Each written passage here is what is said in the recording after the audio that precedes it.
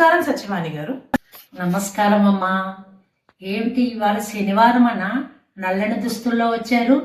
మా అమ్మగారు ప్రతి శనివారం ఖచ్చితంగా నల్లని వస్త్రాలు కట్టమంటారు. అవును, ఇంతకీ నల్లని వస్త్రాలు ఎందుకు కట్టాలండి?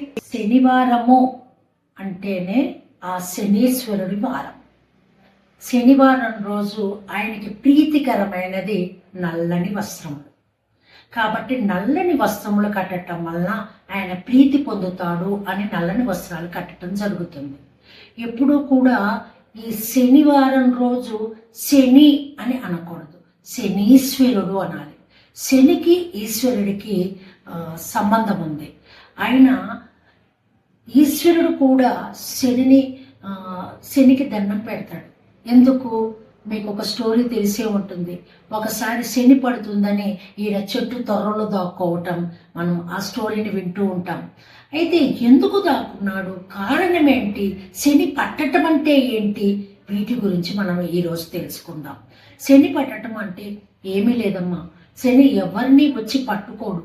కొన్ని చెయ్యకూడని పనుల వలన మన గ్రహాల మార్పిడిలో ఒక్కొక్క గ్రహము ఒక్కొక్క గడిలోకి రావటం వల్ల వచ్చి శని చేరటం వలన ఈ శని ప్రభావాన్ని చూపిస్తుంది. శనికి 2 భార్యలు ఉన్నారు, నీల, మంద అని. కాబట్టి ఎప్పుడైతే శని మన జీవితంలోకి వస్తాడో అప్పుడు మన పనులన్నీ కూడా మందంగా నడుస్తాయి అంటారు. ఆ మంద కారణంగానే మందంగా నడుస్తాయి. మందంగా అంటే స్లోగా, ఆలస్యంగా జరుగుతాయి అని. మనకంటూ శనివారం రోజు చెయ్యకూడని కొన్ని పనులున్నాయి. అవి చేయకుండా ఉంటే ఆయనకి ప్రీతికరంగా ఉంటుంది. ఆయనకి నచ్చిన వస్త్రాలు మీరు ధరించినట్లే నల్లని వస్త్రాలు, నీలం కానీ నలుపు కానీ ఆయనకి ప్రీతికరమైనది.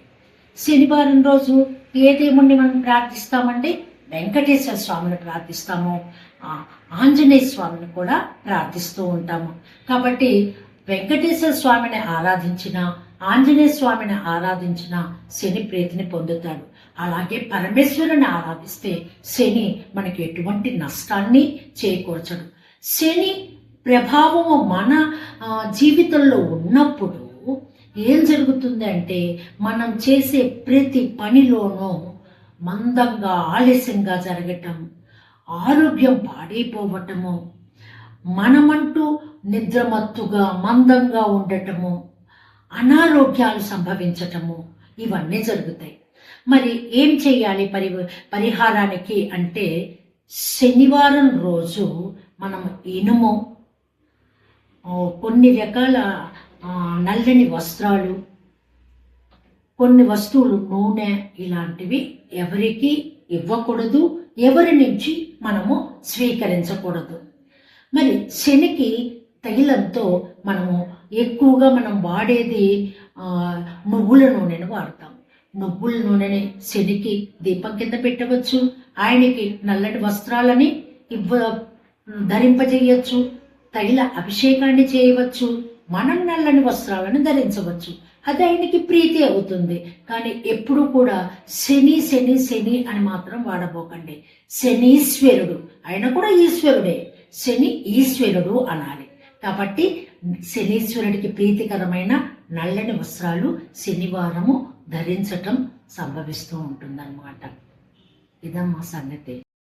చాలా చక్కగా చెప్పారండి. ఈ రోజు నేను చాలా తెలియని విషయాలని తెలుసుకున్నాను. నాతో పాటు మన ప్రేక్షకులు కూడా తెలుసుకున్నారని నేను ఆశిస్తున్నాను.